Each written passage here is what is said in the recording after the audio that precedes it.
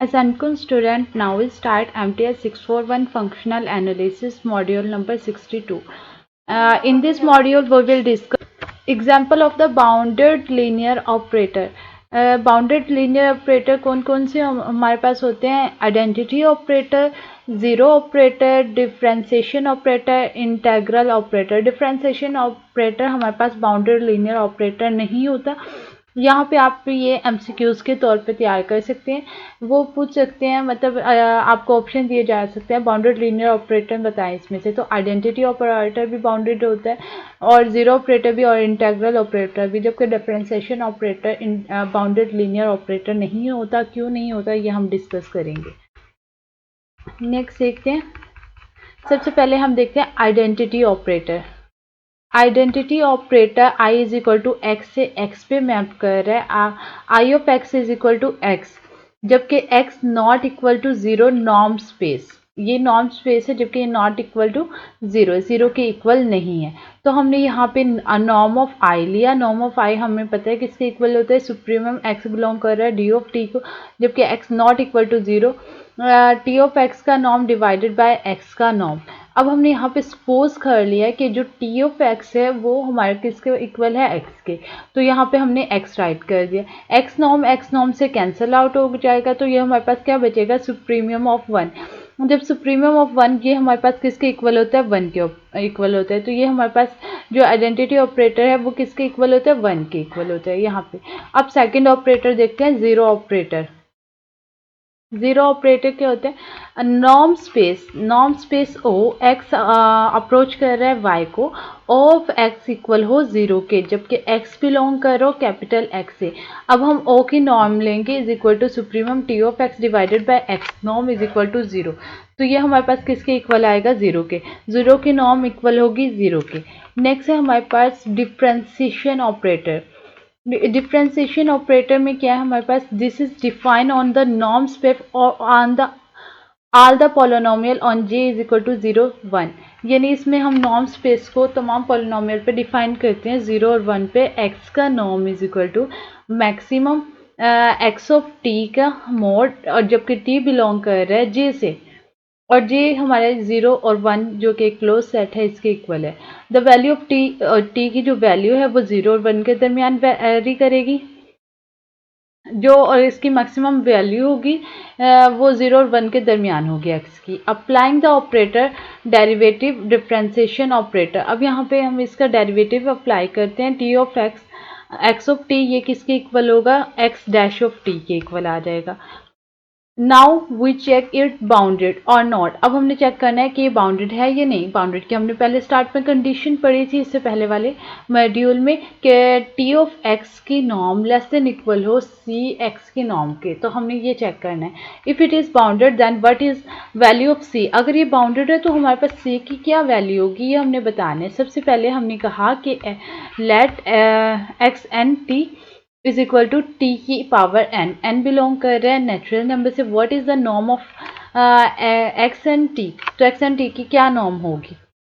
हमने इसकी नॉर्म ली, तो ये हमारे पास किसके इक्वल है? मैक्सिमम टी मॉड, जबकि टी बिलोंग कर रहा है जीरो वन से और जो इक्वल है वन के।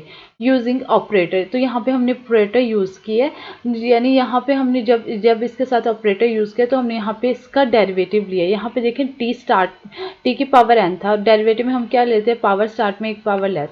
तो हमने ये यहाँ पे कर लिया है, तो ये हमारे पास यहाँ पे आ गया।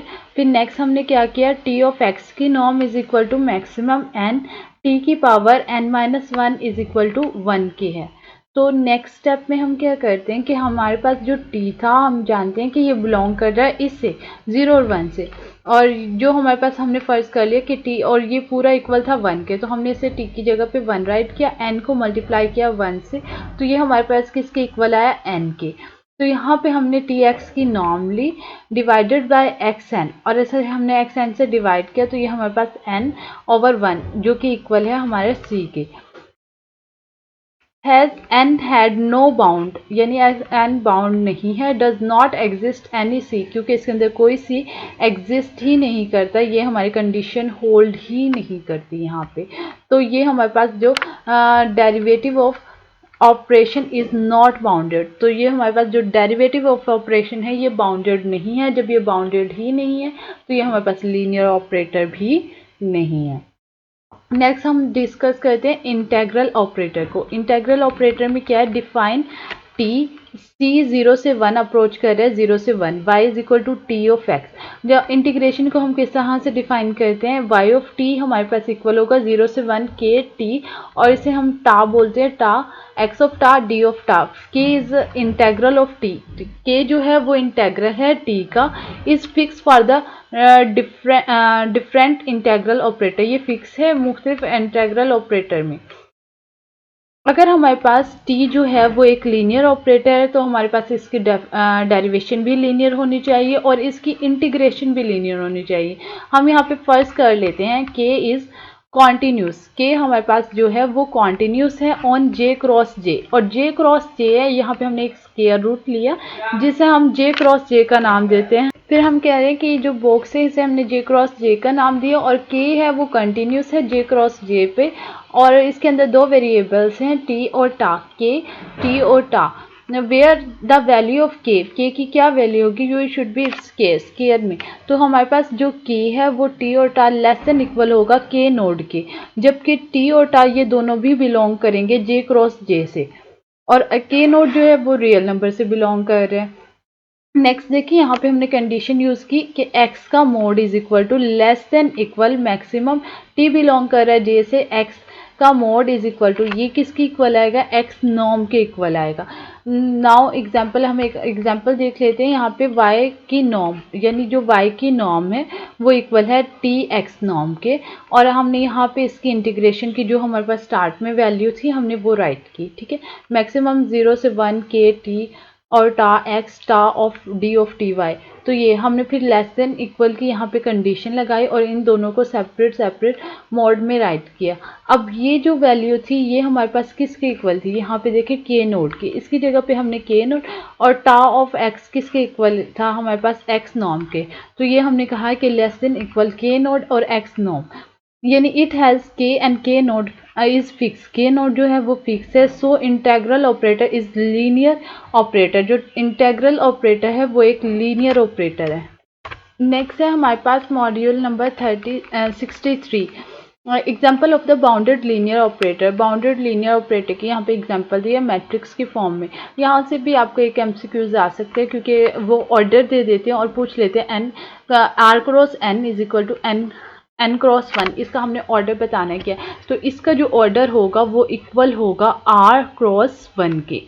तो यहाँ से भी आपके एक एमसीक्यूज कवर हो जाते हैं। t हमारे पास है, हमने कहा कि r n से अप्रोच कर रहा है r की पावर r तक। तो यहाँ पे हमने मैट्रिक्स ले लिया है, यहाँ पे हमने यहाँ पे लेते हैं हमने xi 1 और xi n तक, और यहाँ पे x1 और xn तक सो ऑन हमने ये वैल्यूज ले ली, और फर्स्ट का ऑर्डर हमने राइट किया, ये r क्रॉस n है, और ये जो xi वाला है इसका ऑर्डर n क्रॉस 1 है क्योंकि इसके अंदर हमारे पास 1 कॉलम है और n रो है, और इसमें भी हमारे पास 1 कॉलम है और 8 रो है।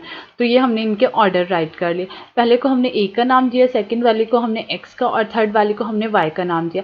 द एंट्रीज आर, यानी x की जो एंट्रीज है उसमें ईटा है, ईटा 1 सो ऑन ईटा n तक, हमने इसे ईटा j का नाम दिया, और y की एंट्रीज है उसमें x आ रहा है, इसे हमने ईटा j का नाम दिया।